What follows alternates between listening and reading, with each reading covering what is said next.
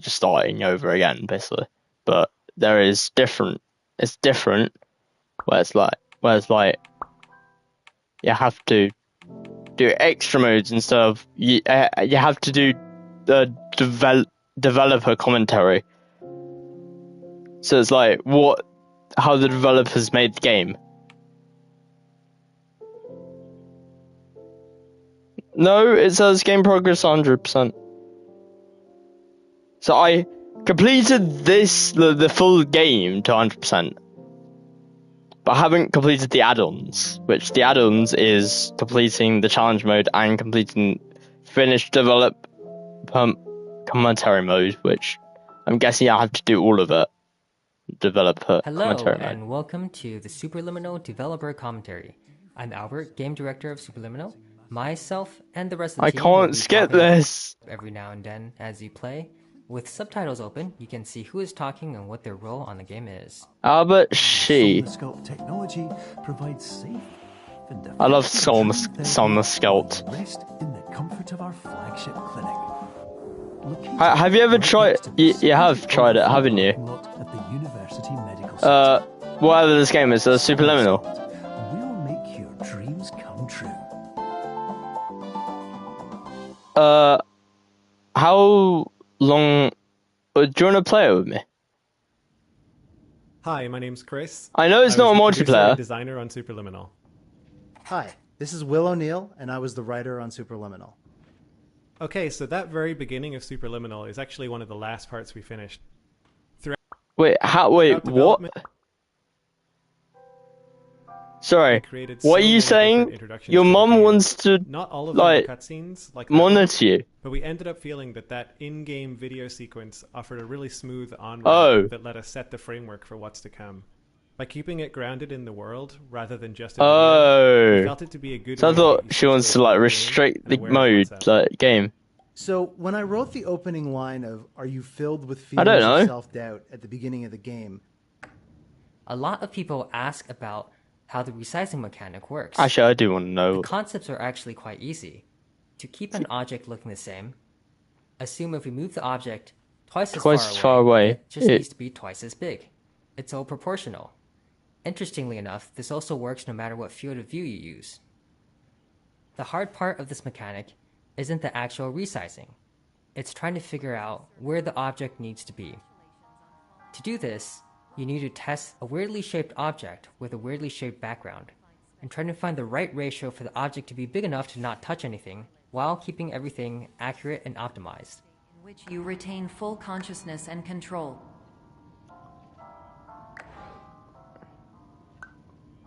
Hi, I'm Logan, and I'm level designer on Superliminal. Oh, I found a level designer. The mechanic in this game is how much freedom it gives the player.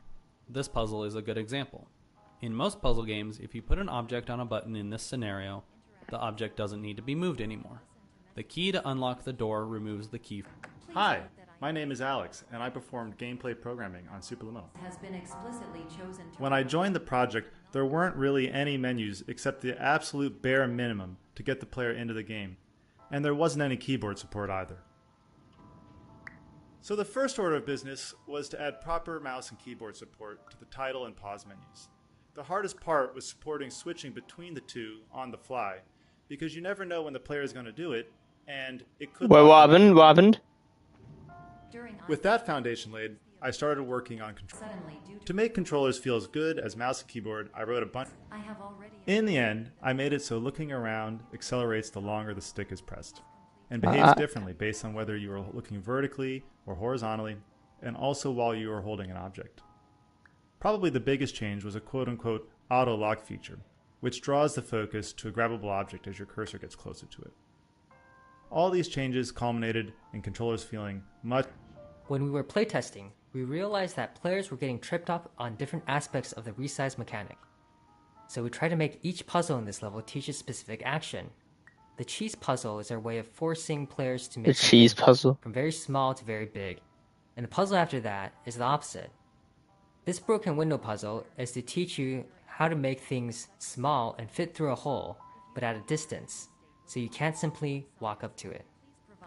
comprehensive, rational explanation in your post-procedural survey. I hate how there's like so many voices in this. Oh yeah, this. We had this looping hallway for a while, but it was very nondescript and players got confused on where they were and they would get turned around. So our artist Steve helped mock up some windows and landmarks so people can tell where they are. Immediately, we found that playtesters weren't getting lost anymore and understood the moment.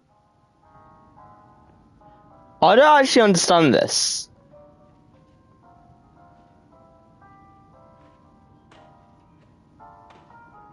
What do you mean there's a hole in the back?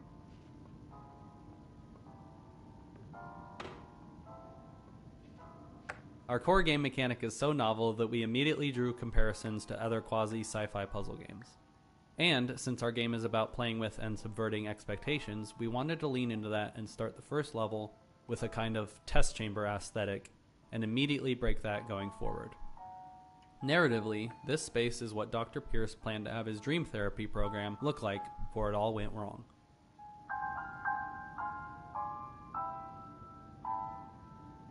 Honestly, that does look like it's going to fall at some point, but I'm happy Please it doesn't. Stand by for polite recognition on your completion of the Somnasculpt orientation. You did it. On what? To maximize the time allotted for your therapeutic journey, please do not delay in proceeding through the final doorway as indicated.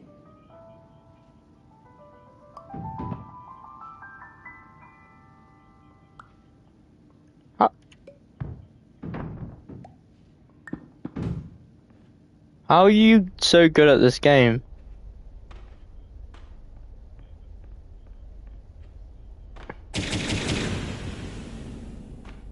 I love how I can easily just like, with one click of a button, I'm just falling.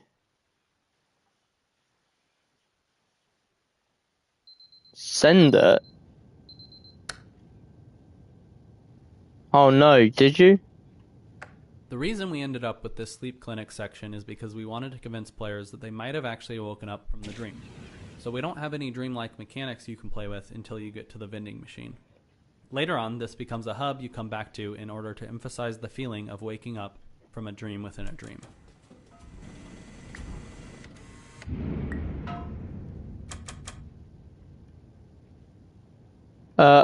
I think at one point there is I forgot, there's a level where you can easily just like go in. You want the first moment of people walking into this hallway to feel different from other first. Hey, this is Matt. I did the music Okay, I don't actually know what to say. My brief for the jazz part of the... You want the first moment of people walking into this hallway to feel different from other first-person puzzle games. What? This hallway is designed to feel surprisingly warm, which helps make it feel a little bit surreal and a little bit odd. Throughout the game, we're bouncing between these two feelings, the feelings of warmth and cold. How's connect closest to Jesus feeling? How is going to church?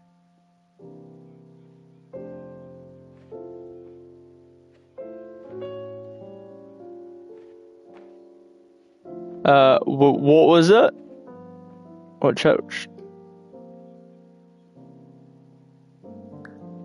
Would you believe it that this is not actually an entrance? Yeah, this is not actually an entrance. Whee. This is though. Sweet.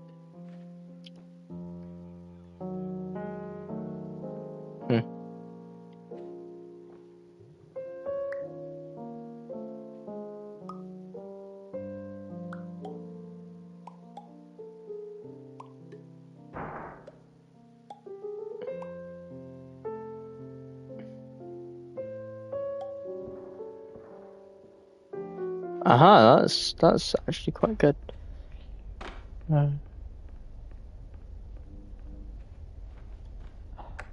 Oh wait, I know where I am. My name is Dr. Glenn Pierce, and I'd like to talk to you about being special. So special, in fact, that we have no idea where you are. Or who you are. But not to worry, we're working on it. We're working on it. I love how I say we don't know who you are, but we're working on and finding who you are.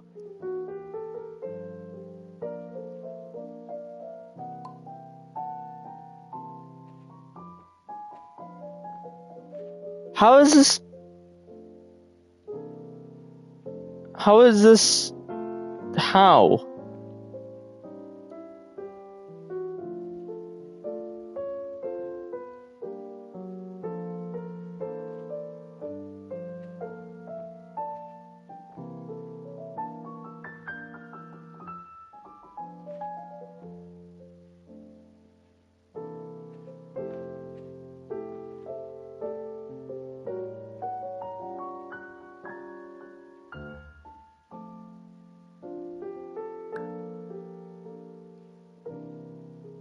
I forgot this has got this. I forgot this is not the real one.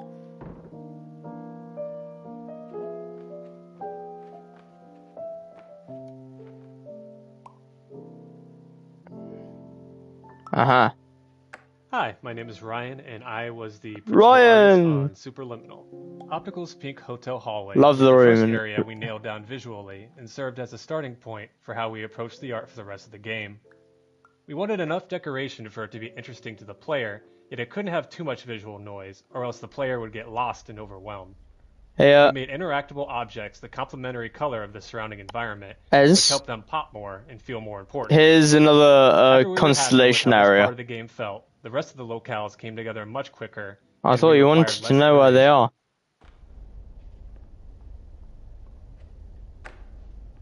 Hello.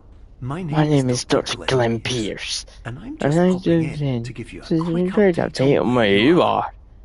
We still don't know, but please keep moving forward, and hopefully you prefer frequent updates to being reminded that you are completely lost. I'd rather have you, like, this guy showing up first.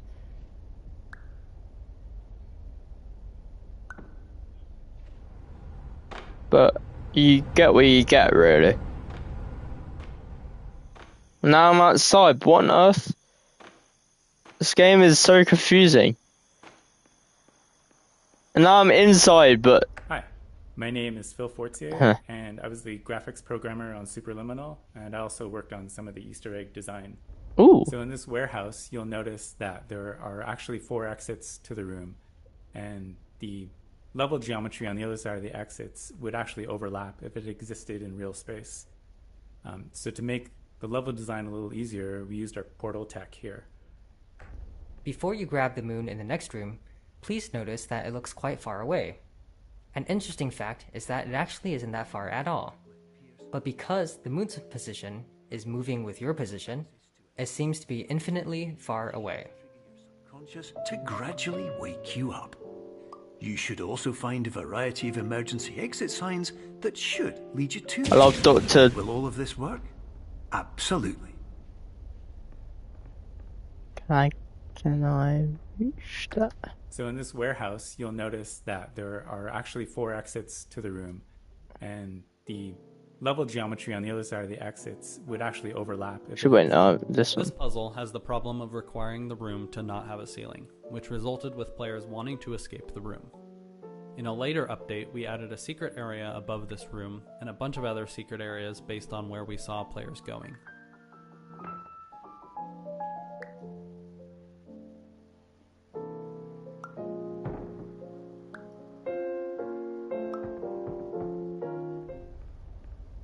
I'm tiny!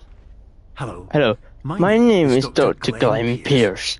In the event of the escalator don't wake you up, please don't interact with anything that strikes you as psychological difficult, as we no longer have any way of controlling it. For example, if you see your parents, punch them in the face. Hello? If you see your parents, punch them in the face. I'm not... That is literally... You've seen it probably.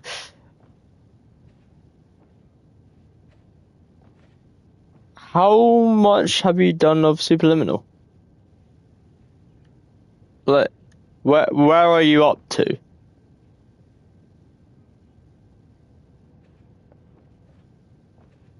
Oh, that's great. This is an automated message for all patients who attempted to use an alternate pathway to access the next phase of Somnus therapy, but who have become trapped in a dream state paradox instead. Your decisions imply a failure of orientation, which reflects negatively on the standard orientation protocol. You will rectify this failure. So the standard orientation protocol character is obsessed with proper orientation. An early challenge we had for creating the art for Cubism was how to approach the space and make sense of it. We started taking it a bit too literally. For example, how could we make sense of the door being so high up? Why would it be built That's nice. The solution we arrived at was simply not to make sense of it, because it shouldn't. We created a simple museum aesthetic that wouldn't get in the player's way of experimenting with and enjoying the puzzles. Sometimes keeping it simple is the way to go.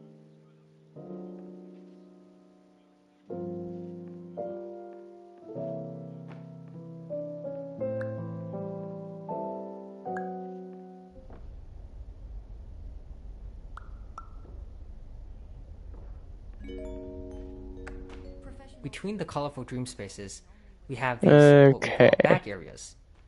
These back areas serve as the backdrop to everything. They are where the dream spaces are built, and also the service hallways in between them. We wanted to give them a colder, darker feel to contrast with other spaces in the game. But we also wanted to keep a man-made feel, as if people were just here moving things. Hi there, I'm Steve, the art director of Super. Steve! Originally, we had little plaques indicating exhibits within the museum, but we felt it was Steve. a bit too on the nose, so to speak. You are the main exhibit. An art designer. Players wandering around a game with an exhibit plaque hanging around their necks. Please note that a reluctance to volunteer for Not all of our interesting perspective moments can be built into puzzles. Some are just great moments that break your expectations. This level interprets a cube in multiple different ways, and even though none of these are difficult puzzles, they all work together to create a whole series of back-to-back surprise moments. It was fun finding the balance of making it feel like someone was messing with you, without making it feel like the cube is sentient.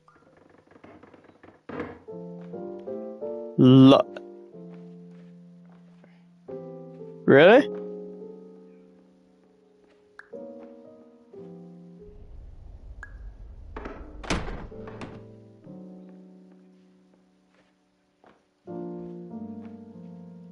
Yeah, what they're saying.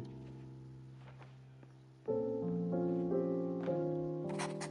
blueprints are one of the secrets that we added to the game, and if you find them all, you'll unlock a special secret. The diagrams are actually top-down, wireframe views of parts of the levels, and they're blue. Guardians of Fortune. Great.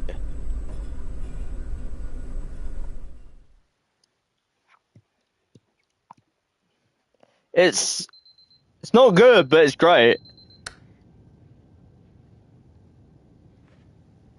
Well,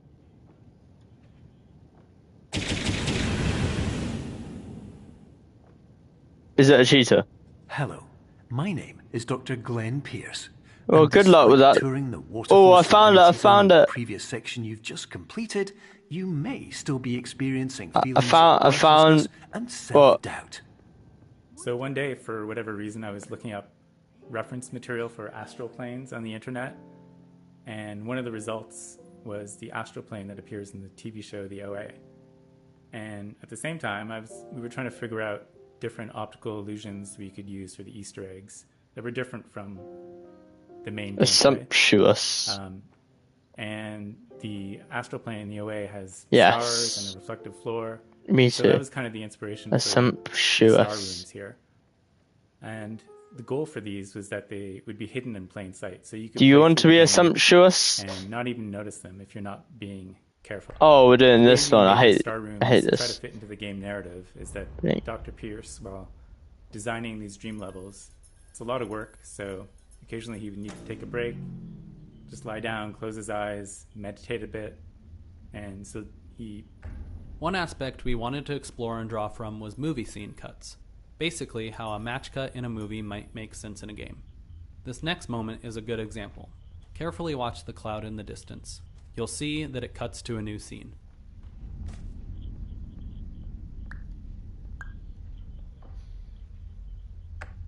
Boo.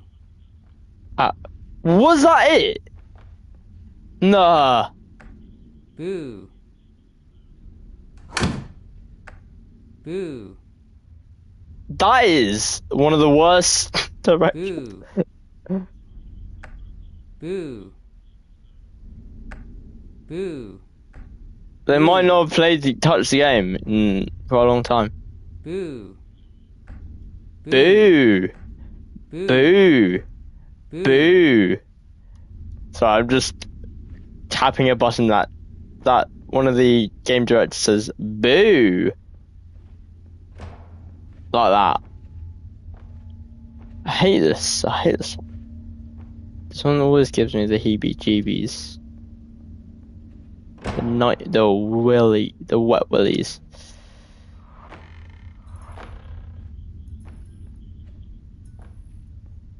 Yes, bro.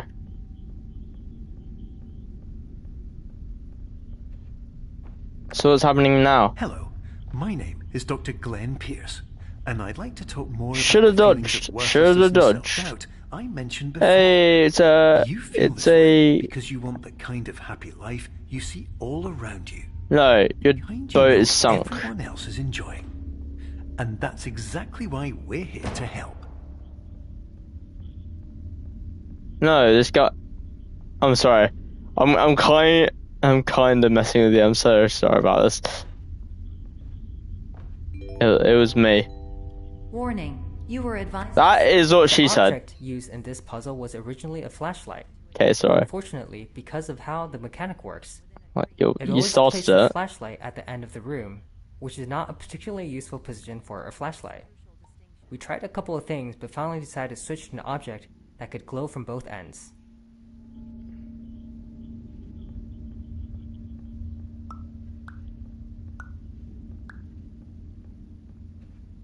You kinda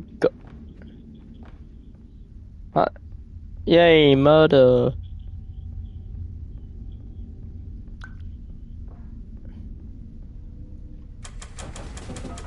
Come on.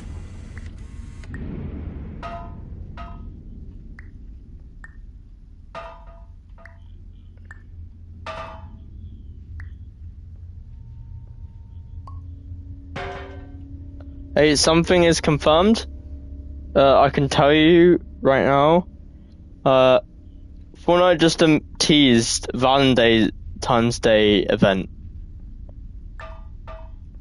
Decent. I don't like it. Okay. I think Lunar Snow or maybe Magic is coming to the game. Also, KPDH Wave 2 is expected next week as well. That unintentional multi-dream layering if you know what KPDH is. Solo leveling is expected to in 2 updates time. When I typed this part, there was going to be a shadow of a monster on the wall that turned out to be a bunch of random objects when the lights turned on. The shadow always looked silly though, so eventually the reveal became the blood actually being red. Overwatch is as season 2 collabs, so it might be it said it's dropping in season 2. I don't actually know. I'm in season 1.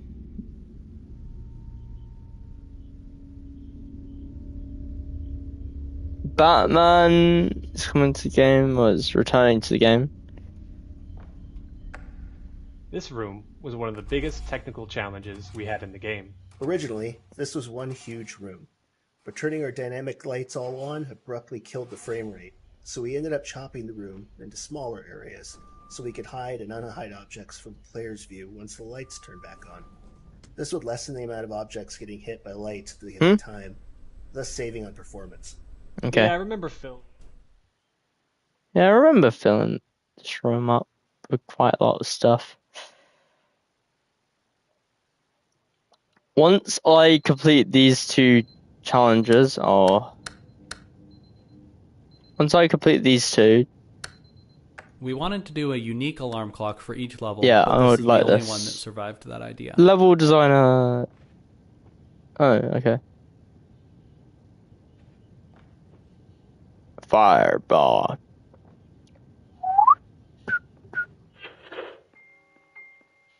Your future is inside that. Your future is inside that thing, whatever you said it was. Cannibal crate.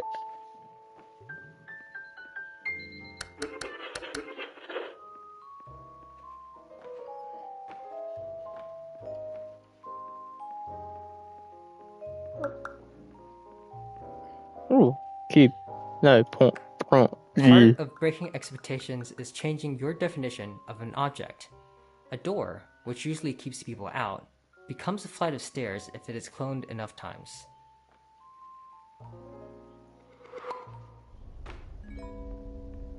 Wait, what was it worth? How much? Dr. Pierce requires you to note the following risks of dream. Yeah, so this right-click to return sign that I bet you didn't even notice is one of the most unread signs in the game. It comes up later, and it's also one of the most unread signs in the game there, too. And other side effects which have not yet been discovered or which cannot be understood.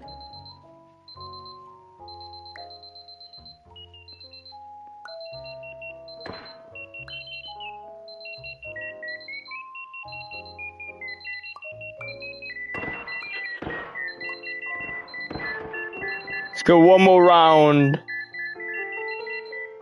Fellas, companions, why is my... This is what I just dislike about this game, this game. My cursor has changed. Well, can you look at what my cursor is now? Yes, I'm streaming it. Let's talk about the smiley face. Because our goal was to... Okay, look back on it. It's changed again to the normal one. Some of them it was a smiley face. Too meta. They would actually take people... Aside from the core resizing mechanic, I think cloning the objects is one of the more immediately enjoyable mechanics that we put into the game. When we ran playtests, this one would always have... Oh great, you're gonna die. Love it. Yeah, you're gonna dive. That's great.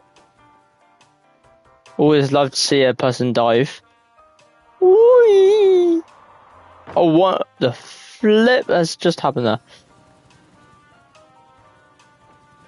What?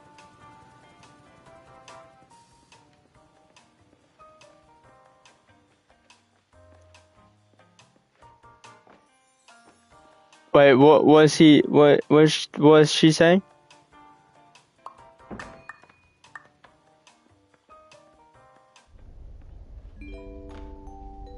Warning. Dr. Pierce is frantically submitting numerous spelling and grammar mistakes into the standard orientation protocol in a desperate attempt to counsel you. I have no subroutine to correct these errors, but I cannot compromise the integrity of the standard orientation protocol. You will not receive these messages. They would not make sense regardless.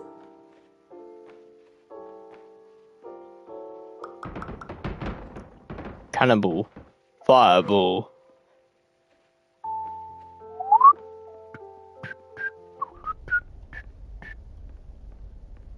Okay. I need to find more of those, Dr. which I haven't found. Players may notice the motif of the repeating purple hallway, found throughout clones. Yeah, why? We wanted the player to have this feeling of, have I been here before? Lots of credit here to Max Hoarth, who plays the role of Dr. Glenn Pierce, for really nailing this bizarre line in an impressively short number of takes. We were totally prepared to have him record the words in like their logical order and rearrange them after the fact, but his performance of doing it correctly, incorrectly, was phenomenal. Cutting a tomorrow can bright. And buts, no ifs, or luck good. Oh, it was... Okay.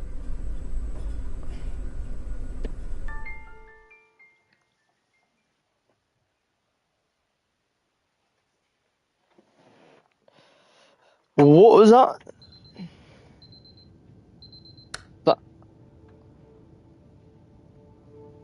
Well, that sounds nice.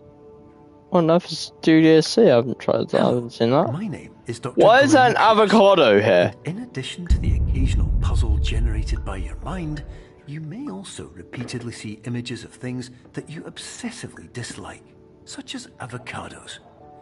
We believe this happens because you're obsessed with them. So this room is not an avocado room. This room. Hello. My name is Dr. Glenn Pierce, and I'd like to discuss the assumption that secret or out-of-the-way locations ought to contain valuable knowledge instead of pipes filled with squandered human potential. They usually squandered human potential. They probably shouldn't. It's bad design. It's bad design. Wait, what? This room kind of happened by accident. We originally just put a cloud video texture as placeholder as a way to expand on the cloud motif. It ended up working so well and fitting the tone so well that we made this a private theater room in the sleep clinic. It evokes a nostalgic and relaxing but slightly creepy feeling which seemed to fit the game perfectly.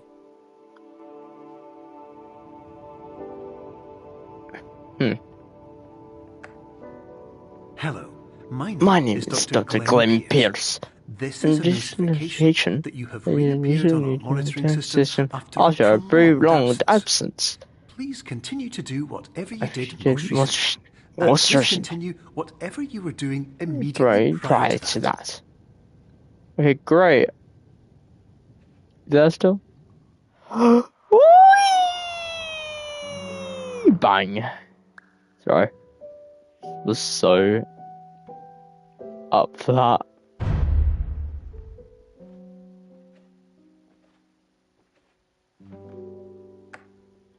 The sound effects that probably took the most tweaking were definitely all associated with the resizable objects. For them, I had to make a collision matrix so that the sound of you dropping a box or a cube would smoothly change from its smallest to its largest size and anywhere in between. So to achieve that, there were lots of different layers of the sounds, lots of automated pitch shifting, speeding up, slowing down, lots of crossfading between that's layers nice. Of the sound, and a lot of trial and error to get it feeling right inside the game.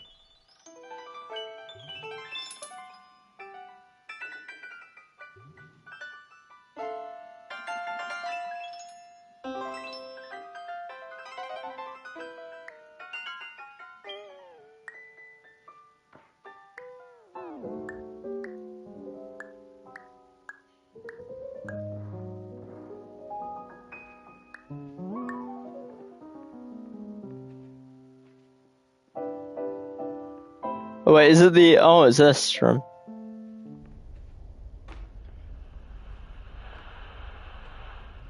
I wish this was a multiplayer room game. Hello, my name is Dr. Because that would be really confusing. In addition to continuing and discontinuing as mentioned earlier, please disregard any unsettling experiences that you may have recently had. Wait, what are you doing? Everything should have now reverted to being soothing and therapeutic. Okay, great. If this is not the case, you may be receiving this message in error.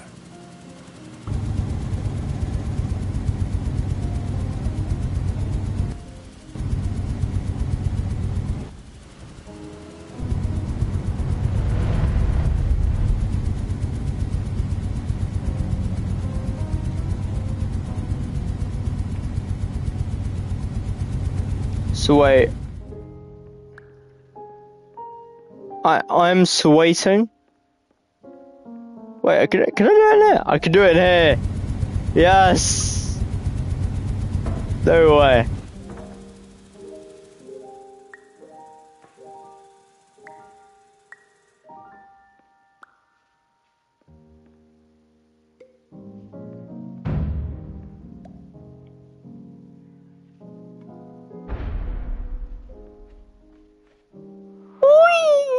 I'm smooth in this game. Oh, this room is so big, giant.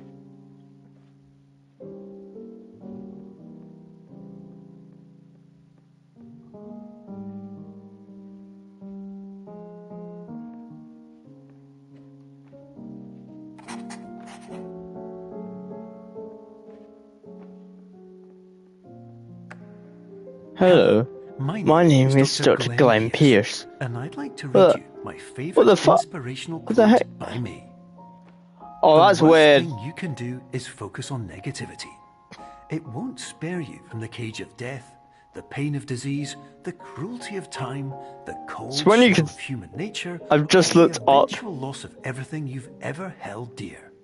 Whatever you do, don't focus on that. This puzzle existed for a long time. It took a while to figure out what the art was going to be, because the bouncy castle used to just be a weird L-shaped block. Eventually, we landed on the motif and the no, it isn't a cake, isn't it? Bit where you go inside the vent. I knew it wasn't a cake.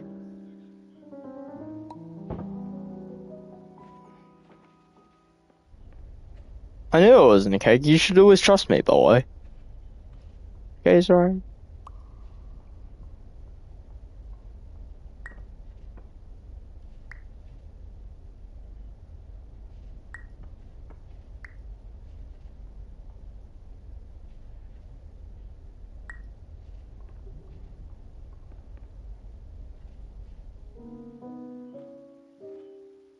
But no. No, oh no, oh no. Oh god, no. That's not good. It's not good. It's not good. It's not good, that's not good, that's not good. Okay, this is good, this is good, this is good. I might have accidentally broke the game. But then I got it back and running. So I unbroke the game while accidentally breaking the game. I mean, I did break the game a bit, yeah. I was trying to see how small it can go. Because we have portals that you can resize, the player can freely change their own size. This actually created a design problem because you could never predict what size the player was supposed to be. And if we dynamically change the size of the geometry later on in the level, changing the player size through portals has a couple of weird side effects when it comes to programming. We have the obvious ones, such as needing to change the player collider, movement speed, jump height, and mantling distance.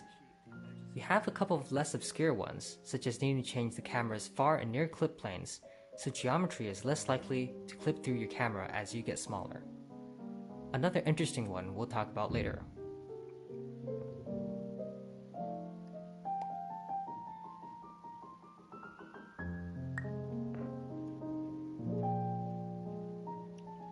You okay?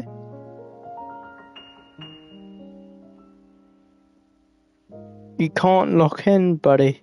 It is 6:30. 6:30.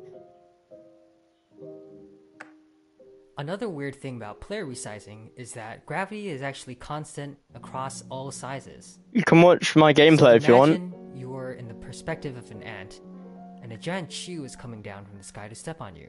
Giant shoe. That shoe in your mind might take a couple seconds, but in real life, it would be instant.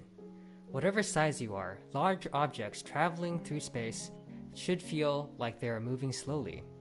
So when we change the player size, we're actually also adjusting gravity. Bye, nice talking to you. For this as well. This is physically incorrect, but this feels better for the player.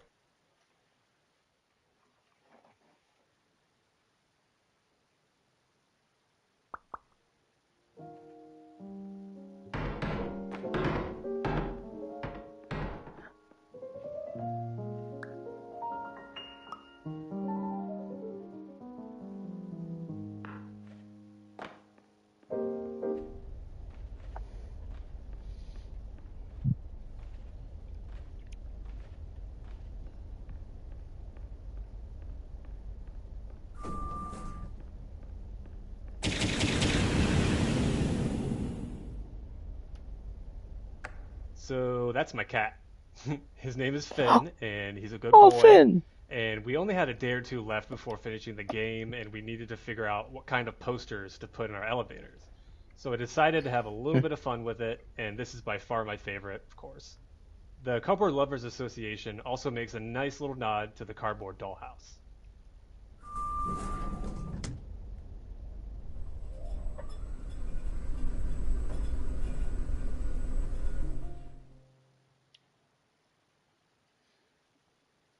I'm probably gonna head off.